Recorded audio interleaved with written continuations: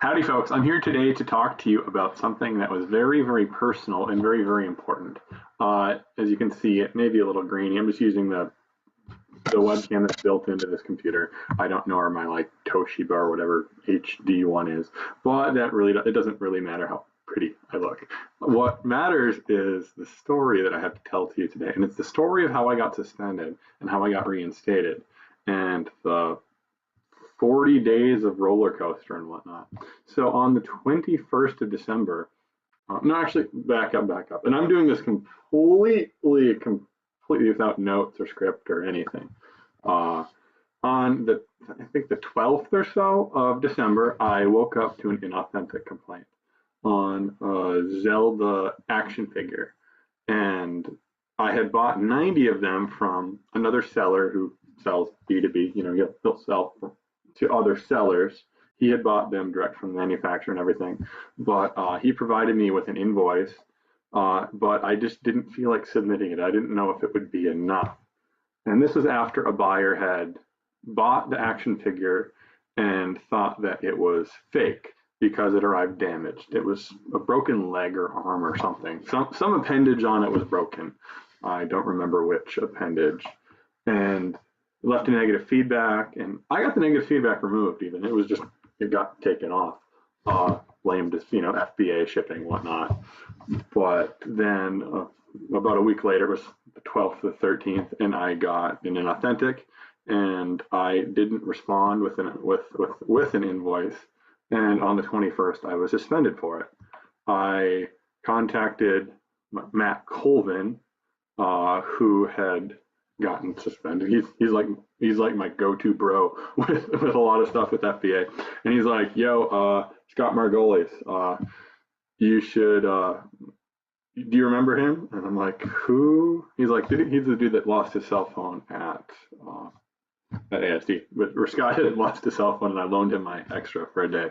And so then Scott did help me out.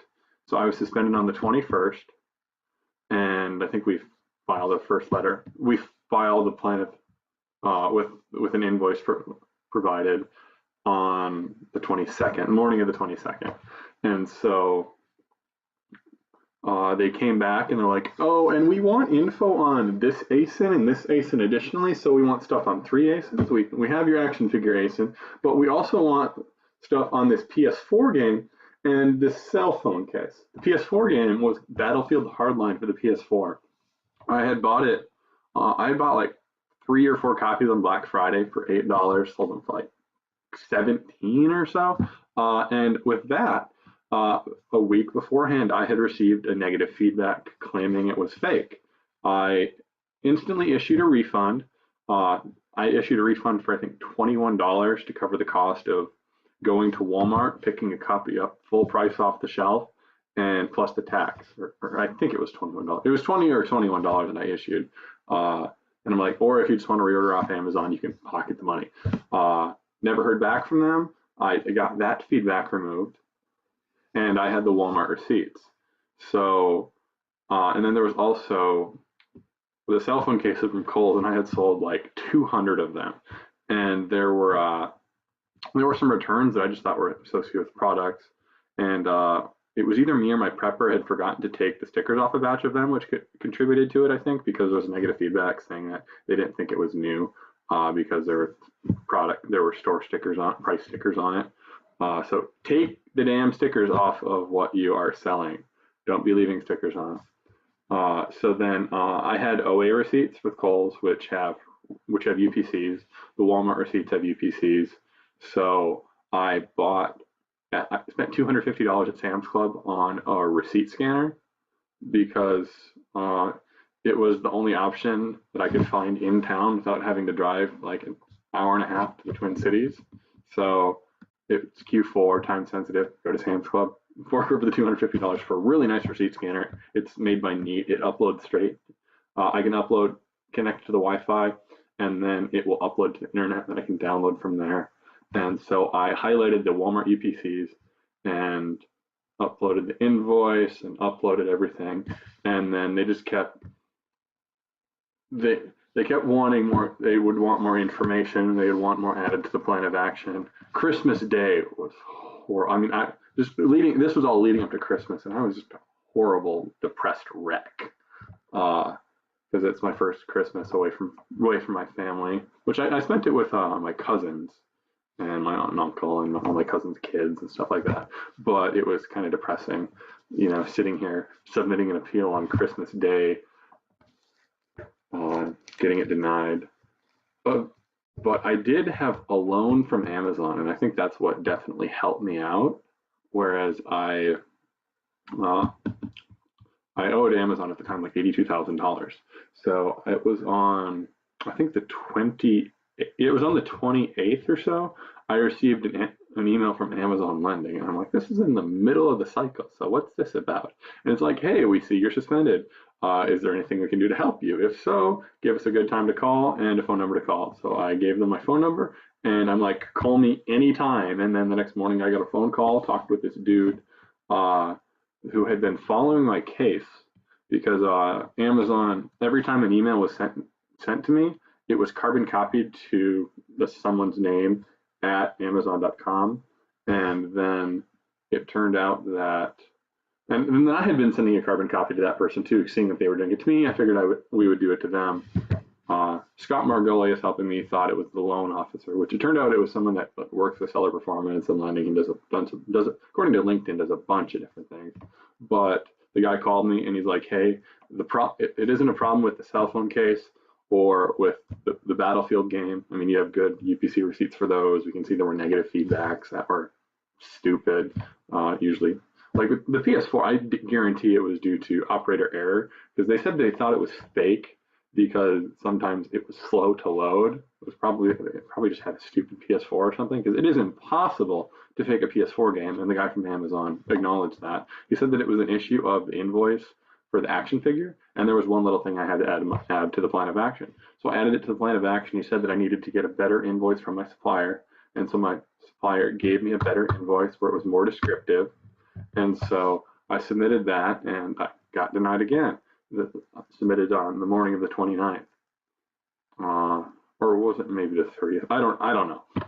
But I was reinstated on the 30th, several hours after sending another email to Amazon. I sent an email back to Amazon Lending responding to the email they sent me, like, hey, I did exactly what you folks said, and I'm not reinstated. What else do I need to do? And then a couple hours later, I was reinstated.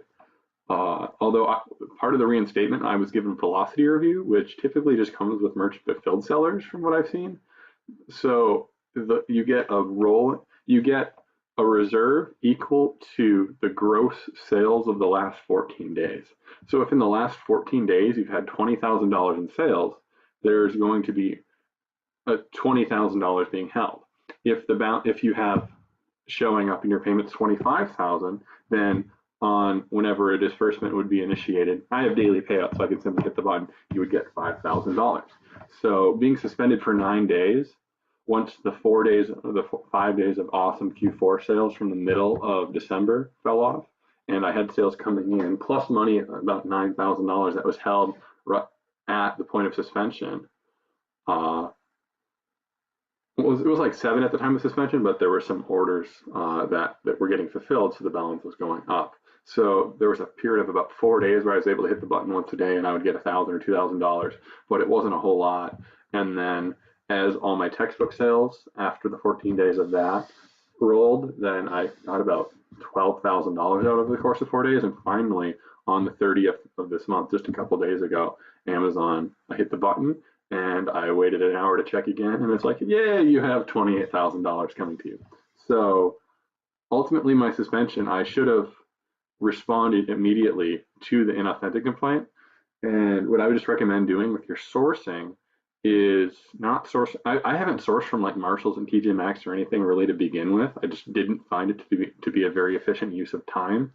And another thing I did to help with the suspension was I recalled ASINs that could potentially have that could have potentially had the same problem. So I recalled video games from Walmart, and I recalled a bunch of items from Kohl's, primarily shoes and clothing. And I've just gotten out of shoes and clothing to begin with. The This is a result of I want to have fewer SKUs that I have to manage. So I'm not really doing clothing and shoes anymore because I don't like dealing with ones and twos and variations and all that sort of stuff. So and then I also went through and deleted all of my old ASINs just in case anything could come up from the past, because I've heard of people getting in trouble for a cash register from Walmart that they sold a year ago and it's been deleted and they just got a counterfeit complaint like a couple weeks ago. So with your sourcing, just be smart. Don't be selling things that are used as new, and try to go with retailers that have good receipts. Target has a DPCI number, which I think it's called the DPCI, that can be looked up and can be sorted to that. With Walmart, they take off the last digit of the UPC. So I think the last digit was 0. So I had the UPCs highlighted, and in the emails I was sending, I said, now if you add a 0 to the UPC here, search it through Amazon, it will pull up PS4 copies of Battlefield Hardline. And then the Kohl's OA receipts were wonderful. They have just the UPC there, and the description plain as day. It's awesome. It was this brand iPhone 6 Plus juice something cell phone case. So just be smart with your sourcing. And people are saying don't source from Goodwill and stuff like that. I don't source from Goodwill to begin with. I just have some personal reasons not to. But and more so than that, I mean, I can have personal reasons against a lot of places, and I'll still source there if the money is good enough. But I don't find Goodwill to be an efficient use of my time. I don't scan books anymore. There's definitely money to be made in it, but that means managing SKUs. And there's a few new items you'll find here or there. But if you buy something new that's Target liquidation that Goodwill has bought, and then you get an inauthentic complaint, it's going to say $7 housewares or something from Goodwill, and that's not going to cut it if you get suspended. So I would just recommend sourcing from better places. I still source from eBay, Best Buy, Kohl's, Target, Walmart, Amazon to Amazon, but I just I'm not meeting people in parking lots, and I'm not doing liquidation. Although you just have to be smart with what you sell too. I mean, if you're selling, what's a good example? I would say textbooks, but I know someone that got an inauthentic on a DSM-5 without even selling it. She was later reinstated, but what is a good example? Okay, here's this tape gun right here. I don't think anyone is going to be, well, if it has branding on it, but I mean, there's a lot of generic stuff up. Now, what's a good example? Here we go. This is not something that's sold and it's damaged, but I don't think you're going to be getting any issues with grocery. I mean, if you're doing grocery liquidation, but then there's other issues associated with that. But liquidation just isn't my business model, but there is definitely money to be made with certain things. I mean, I'd be fine selling used iPods and stuff like that. You just got to make sure that it works. And it's all about risk management in this business too, because Chris Anderson had these mugs that he bought straight from the manufacturer. They discontinued them, and all the other units at FBA were fake, and because of that, his were accused of being fake. And Amazon isn't accepting the invoices. I don't know if that's still an ongoing issue, but they weren't accepting the invoices or anything, and he bought them straight from the manufacturer. But as always, there are some really stupid people that work for Amazon, or they're just incompetent or can't read, or something is wrong with the folks at Amazon.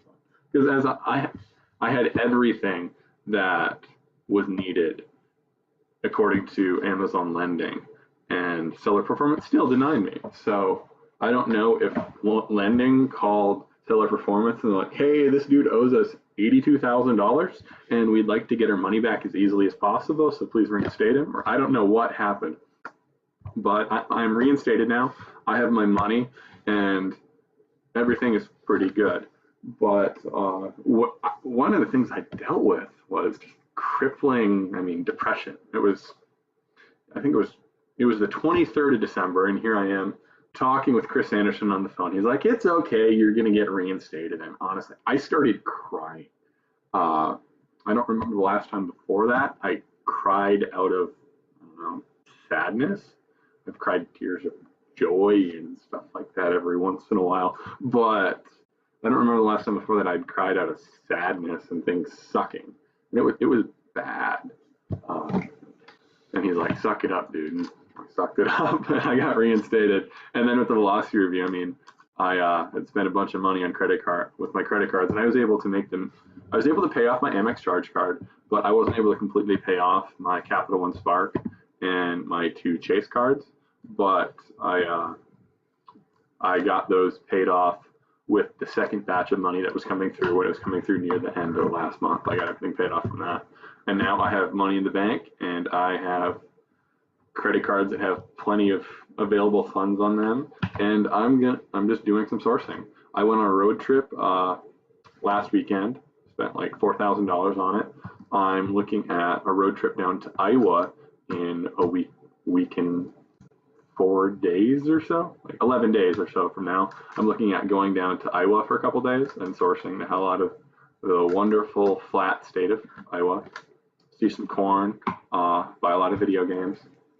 But yeah, there was a lot of apathy involved with all of it, where I was in the process of moving and I had all this inventory, and I'm like, okay, well, I could ship all this inventory, but if I can't get my account back, I'm going to need to recall it and open up a second account. Because if someone is, I'm not advocating for opening a second account, but if you are going to do so, have it moving into both a new place and not having internet at it yet, and buying a new computer from Best Buy, and